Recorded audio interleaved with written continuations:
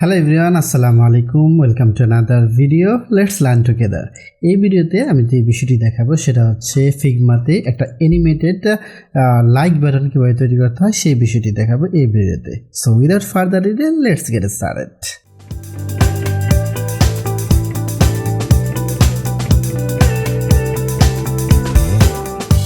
তো প্রথমে আমি চলে আসলাম ফিগমাতে। এখানে আমি দুইটা আইকন রেখেছি, একটা হচ্ছে হার্ড আউটলাইন আর একটা হচ্ছে হার্ড সলিড। দুইটা ফ্রেমের আমি নাম দিয়েছি, একটা হচ্ছে হার্ড আউটলাইন আর একটা হচ্ছে হার্ড সলিড। এখন যেটা করব, প্রথমে আমি এখানে একটা ফ্রেম নিয়ে নিচ্ছি। একটা ফ্রেম নিলাম, এখান থেকে ফ্রেমের সাইজটা একটু ছোট করে নিলাম। এখন ফ্রেমের একটা নাম দিয়ে দেই, স্ক্রিন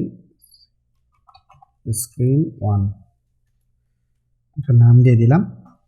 এখন প্রথমে আমি স্ক্রিনের ভিতরে নিয়ে আসবো হচ্ছে আমাদের এই যে আউটলাইন যেটা আছে আইকন, সেটা আমি কন্ট্রোল ডি দিলাম। দিয়ে আমি এটাকে ভিতরে নিয়ে আসবো, এনে একদম মিডলে রেখে দিলাম। পুরোটাকে সিলেক্ট করে আমি এখান থেকে সেন্টার অ্যালাইনমেন্ট করে দিলাম। এখন আমি এটাকে কপি করব।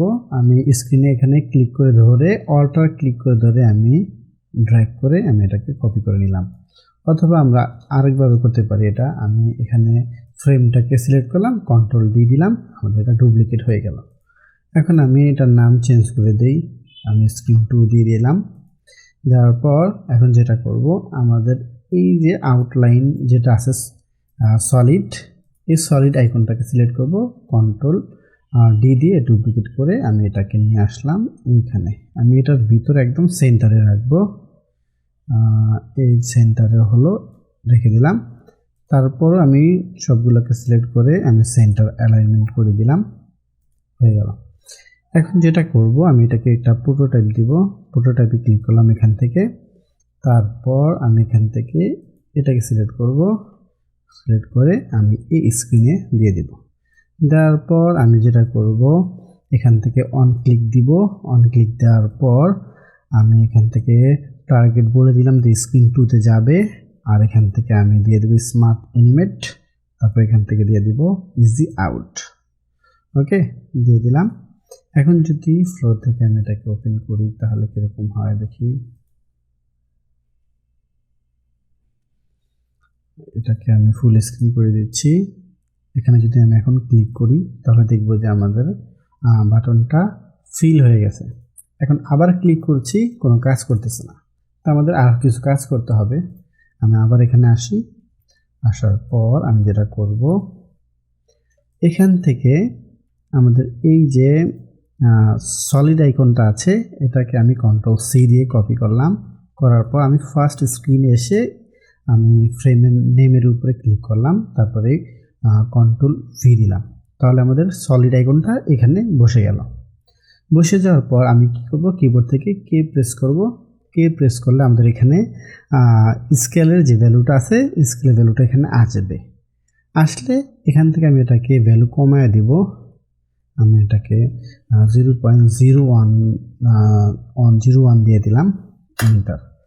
0.01 দেওয়াতে এখানে আমাদের সলিডটা একদম ছোট হয়ে গেছে, যেটা দেখা যায় না বললেই চলে। এখন যদি আমি এটাকে প্লে দিই, আমাদের এই ছোট আইকনটা আস্তে আস্তে অ্যানিমেট হয়ে বড় হয়ে এরকম ফিল হবে। তো আমি এটাকে প্রোটোটাইপে আবার প্লে দিচ্ছি।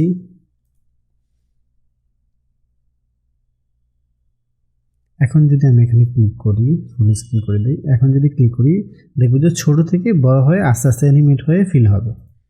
ঠিক আছে, তো আগের থেকে এইবার একটু পার্থক্যটা আপনারা আশা করছি বুঝতে পেরেছেন। আমি এখন যদি আবার ক্লিক দিই এটা কাজ করবে না, কারণ আমার আরও কিছু কাজ বাকি আছে। ঠিক আছে, তাহলে এই পর্যন্ত শেষ। এখন আমি যেটা করব, ডিজাইনে এসে আমি এখান থেকে এই স্ক্রিনটাকে আমি আবার কপি করব। আবার আরেকটা স্ক্রিন নিলাম, এই স্ক্রিনের নাম দিয়ে দিই স্ক্রিন 3 নাম দিয়ে দিলাম। এখন যেটা করতে হবে, আমাদের এই যে স্ক্রিন 2তে যেই সলিড আইকনটা ছিল এটাকে সিলেক্ট করব।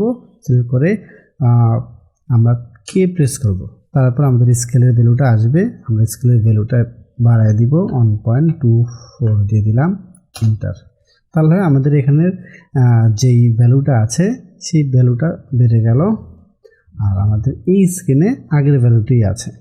তাহলে কি হলো এখানে লজিকটা, প্রথমে এরকম ছিল, এটার ভিতরে যে স্কেলের ভ্যালুটা আমরা 0.01 করে রেখেছিলাম, সেটা আস্তে আস্তে বড় হবে, বড় হয়ে হলো এই স্ক্রিনে 1.24, ঠিক আছে।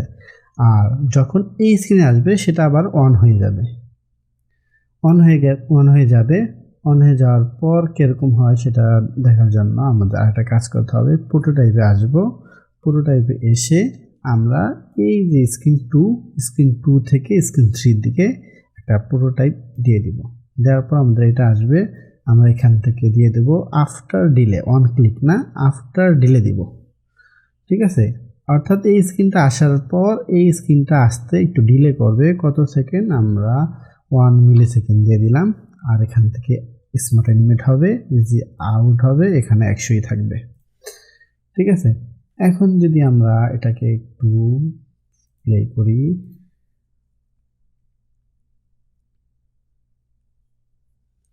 ফুল স্ক্রিন দিয়ে দিই, এখন যদি ক্লিক করি তাহলে দেখব যে একটা বাউন্স ইফেক্ট এখানে আসছে।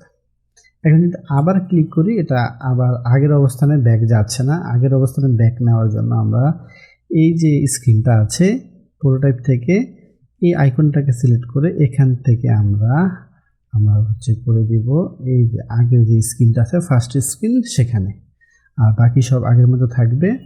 এখন যদি আমি এটাকে ফ্লোটাকে প্লে করি,